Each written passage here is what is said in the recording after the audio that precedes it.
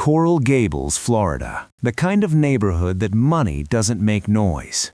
Manicured hedges, iron gates, bayfront mansions that cost more than most people will earn in 5 lifetimes. Nothing moved. The street was silent. Then the silence ended. 150 federal agents descended on a single address.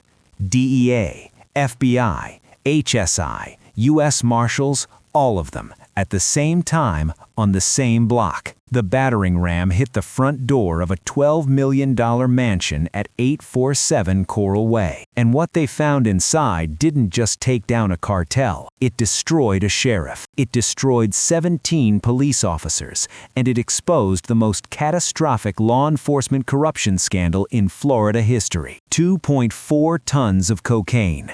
680 kilograms of fentanyl, $87 million sealed inside the walls. But that wasn't the discovery that mattered. The discovery that mattered was hidden behind a false bookshelf, in a room that was never supposed to be found. If you think you know how deep corruption can go, you don't. Hit like right now, because what federal agents found in that hidden room will change the way you look at the people sworn to protect you.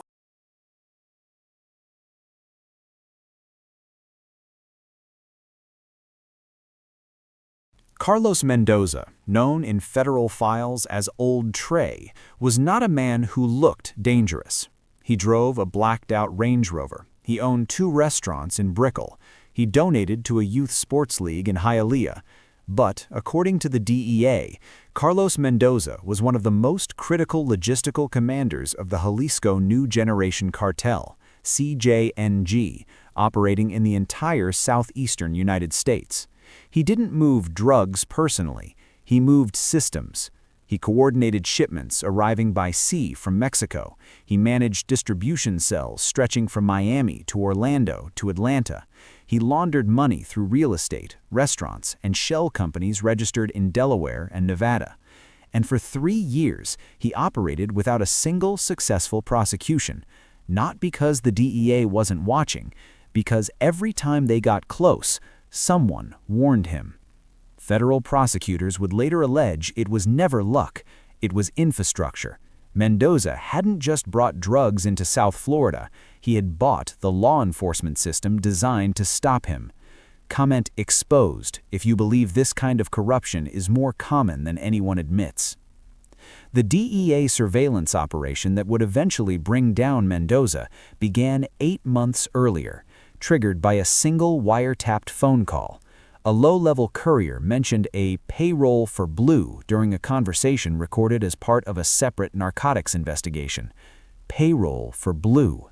A DEA analyst flagged it, a supervisor authorized deeper surveillance, and a federal judge approved Operation Blue Wall, a classified investigation that would quietly run parallel to the drug case for months, watching not just the cartel, but who the cartel was watching back.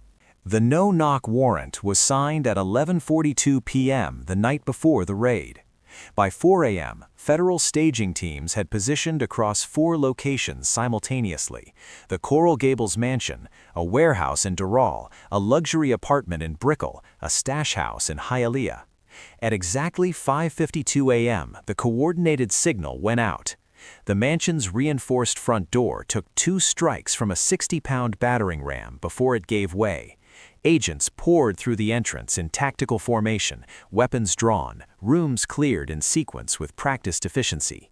Carlos Mendoza was in the master bedroom. He reached for the nightstand, a loaded Glock, standard operating procedure for cartel commanders who assumed the first knock is from a rival, not from federal law enforcement. He didn't make it. 3 agents tackled him to the floor. He was handcuffed in under 4 seconds, secured, conscious, saying nothing. The first sweep of the mansion produced exactly what the DEA expected. In the 3-car garage, 400 kilograms of cocaine, packed inside custom-hidden compartments built into 2 luxury SUVs. The work was professional, the kind of thing a cartel invests in when they're moving product across state lines regularly. In the basement, 2 tons of cocaine in vacuum-sealed duffel bags, stacked with the kind of organization that only comes from running an operation long enough to get efficient at it. In the master bathroom, 680 kilograms of fentanyl stored in waterproof military-grade containers, enough fentanyl to kill millions of people, sitting in a residential neighborhood in one of the wealthiest cities in Florida. In the kitchen pantry, behind canned goods, behind the appearance of ordinary domestic life, $23 million in cash, rubber-banded, stacked, ready to move. If this shocks you, imagine what they hadn't found yet. Hit like to push this story further. DEA Special Agent Victor Reyes had been doing this for 11 years. He was not the kind of man who got surprised. But as his team finished the initial sweep, something bothered him. He pulled out the building permit on his phone, the floor plan they had studied during the 8-month surveillance operation. He walked to the private office at the rear of the mansion. He stood at the back wall. Something was wrong. The office was too shallow. Based on the exterior measurements, the back wall should have extended another 14 feet. 14 feet of space that was unaccounted for anywhere in the building. He moved toward the floor-to-ceiling bookshelf covering the rear wall. He found the latch behind a copy of the Florida State Building Code, a detail that would have been funny if what came next wasn't devastating. The bookshelf swung open. Behind it was a room that didn't exist on any architectural plan, any permit, any real estate record. And the room looked nothing like a cartel hideout. It looked like a law enforcement operations center. 3 mounted monitors displayed live surveillance feeds, not of rival cartel locations, not of drug shipment routes, of Miami-Dade Police Headquarters, of the Miami Police Department's Central Station, of the County Sheriff's Office. Radio equipment, tuned and active, was picking up real-time communications across all 3 agency frequencies. Someone in this room could hear every police dispatch, every unit position, every operation call, the moment it happened. A laminated map on the wall showed patrol zones across Miami-Dade County. Handwritten annotations marked specific routes. Some were circled in red, labeled honest, avoid.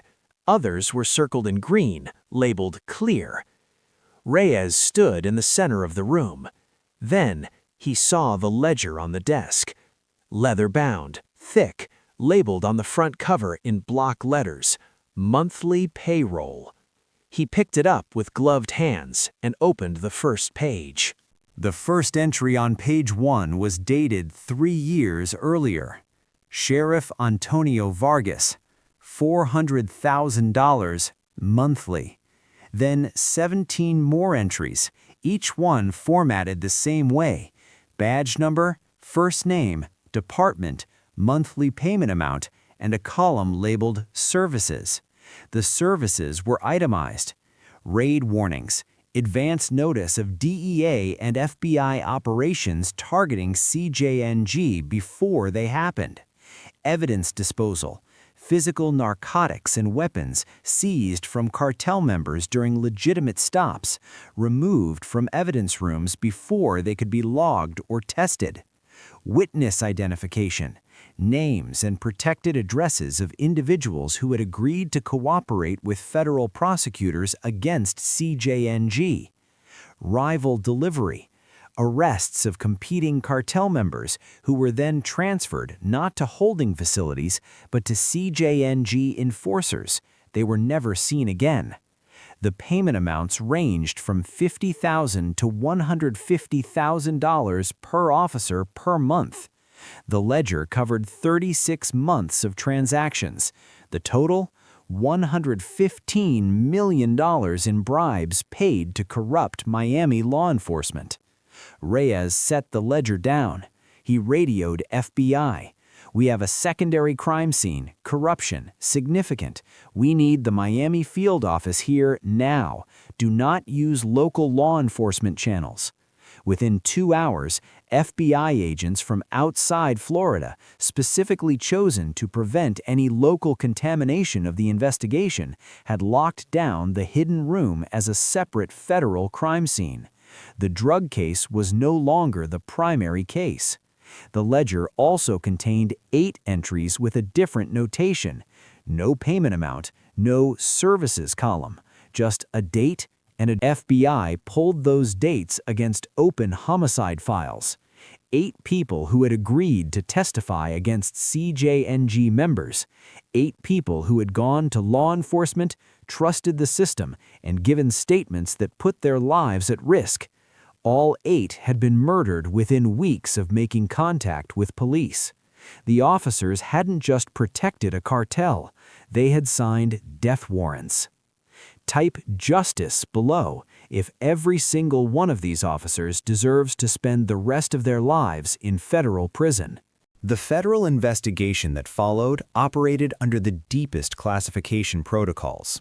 FBI could not use Miami-Dade resources, could not brief local law enforcement, could not risk a single leak reaching any of the 18 officers whose phones, accounts, and movements were now being monitored around the clock.